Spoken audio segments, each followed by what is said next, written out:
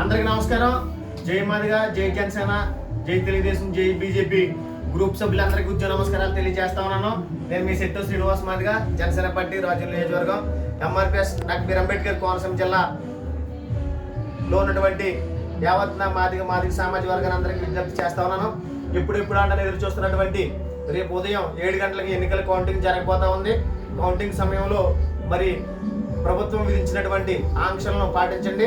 ఖచ్చితంగా ఎక్కడ కూడా మన యువకులు, మాదిగ సామాజిక వర్గానికి చెందిన యువకులు, చదువుకునే విద్యార్థులు కానీ యువకులు కానీ ఎవరు కూడా మోటార్ సైకిల్ స్పీడ్గా వెళ్ళడం కానీ, సైలెన్సర్లు తీసేయడం కానీ, ఎక్కడ కూడా ప్రభుత్వం వారికి వ్యతిరేకంగా ఇలాంటి చర్యలు చేసి అనవసరంగా మీరు పోలీసులు చేతిలో బందీలు కావద్దు. రేపు చాలా ప్రతిష్టాత్మకమైనటువంటి రోజు.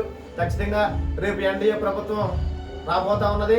దాదాపు మరి 5 సంవత్సరాలు సుదీర్ఘమైనటువంటి ఈ ప్రతిపక్ష పాత్ర పోషిస్తున్నటువంటి జనసేన అధినేత పవన్ కళ్యాణ్ గారు, అలాగే గౌరవ మాజీ ముఖ్యమంత్రి, కాబోయే ముఖ్యమంత్రి నారా చంద్రబాబు నాయుడు గారు మరి 5 సంవత్సరాల్లో నిరంతరం ప్రజల్లో ఉండి ప్రజా సంక్షేమాల కోసం, ప్రజల కోసం అనేక ఉద్యమాలు చేసి ఎవరైతే ఈ ఎస్సీలు, ఎస్టీలు, బీసీలు ప్రభుత్వంలో వెనకబడిపోయారో, వైఎస్ఆర్ కాంగ్రెస్ పార్టీలో లబ్ధి చేకూరకుండా కార్పొరేషన్ కావచ్చు, ఇతర హౌసింగ్ లోన్లు కావచ్చు, రోడ్లు కావచ్చు, విద్యా ఉద్యోగాలు కూడా వెనకబడిపోయారు. ఈ రాజధాని లేక మరి ఇసుక కార్మికులు, భవన నిర్మాణ కార్మికులు ఎవరైతే ఈ 5 సంవత్సరాలు ఇబ్బంది పడ్డారో, ఇసుక రేట్లు అతి దారుణంగా పెంచేసి మరి 2,500 రూపాయలకు వచ్చే ట్రాక్టర్ దాదాపు 10,000కి వచ్చే పరిస్థితి తీసుకొచ్చిన ఈ జగన్మోహన్ రెడ్డి గారు, అలాగే 100 రూపాయలు ఉండే చీప్ లిక్కర్ ఈరోజు 150 రూపాయలు, 200కి వెళ్ళిపోయిన చీప్ లిక్కర్ వల్ల ఎవరైతే ఏ కుటుంబాలు అయితే నష్టపోయారో, ఏ అక్క చెల్లెలు అయితే మరి చీప్ లిక్కర్ తాగి మరి భవన నిర్మాణ కార్మికులు కావచ్చు, దింపు కార్మికులు కావచ్చు, మరి అలాగే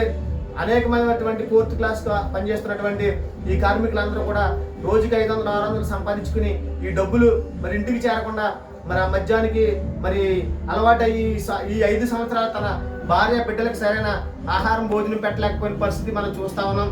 చాలా మంది అక్క చెల్లెలు కన్నీటిగా చూస్తా ఉన్నాం. ఇది ఈ రోజు రాత్రితో ముగుస్తా ఉన్నది. రేపు చంద్రన్న ప్రభుత్వం రాబోతుంది, రామరాజ్యం రాబోతుంది, ఖచ్చితంగా ఎన్డీఏ కూటమి అధికారంలో రాబోతుంది.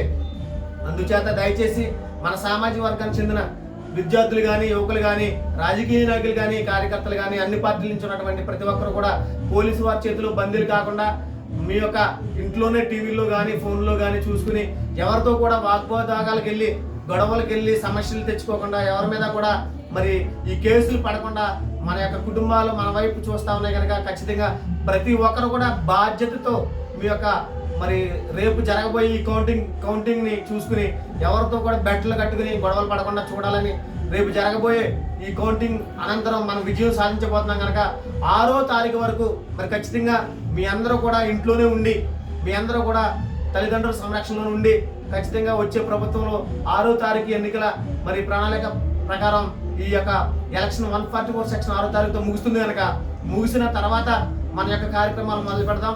రాబోయేది రాజ్యంలో దేవ వరప్రసాద్ గారు అత్యధిక మెజార్టీతో గెలవబోతా ఉన్నారు. రాష్ట్రంలో 120 పైచిలకు మరి అసెంబ్లీ స్థానాలు కూటమి గెలవబోతా ఉంది. ఖచ్చితంగా మనందరం కూడా మంచి రోజులు వస్తాయి.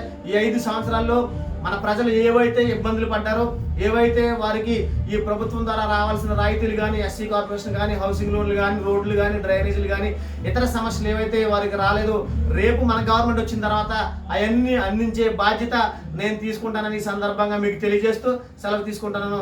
జై భీమ్, జై మాదిగా, జై మందకృష్ణ మాదిగా, జై ఎన్డీఏ.